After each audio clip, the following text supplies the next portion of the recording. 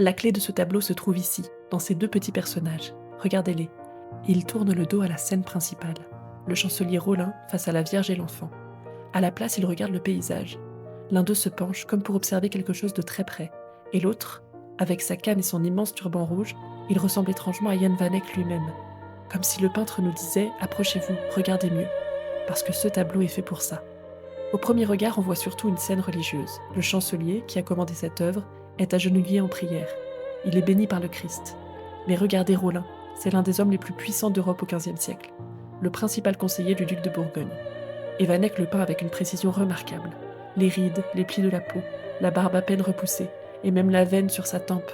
Regardez la lourdeur du velours, la douceur de la fourrure. Tout paraît réel. Les peintres flamands étaient déjà connus pour leur précision, mais ici Van Eyck fait quelque chose d'étrange.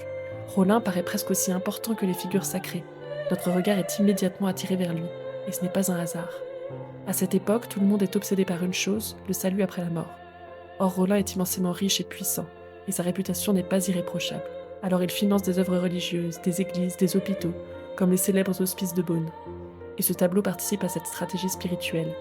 Il s'agit d'une épitaphe, une œuvre destinée à être placée près du tombeau de Rollin après sa mort, dans l'église Notre-Dame du Châtel à Autun. Plus son portrait est fidèle, plus les croyants pourront penser à lui et prier pour son âme après sa mort. Mais Van Eyck donne aussi une autre fonction à cette œuvre. Revenons au petit personnage qui se penche. C'est exactement ce que nous devons faire, nous aussi. Parce que plus on s'approche, plus le tableau semble infini. Le paysage déborde de détails minuscules, des routes, des ponts, des voyageurs, des cavaliers, des villes, des églises partout. Van Eyck ne peint pas un lieu réel. Il crée plutôt une version idéale des territoires bourguignons.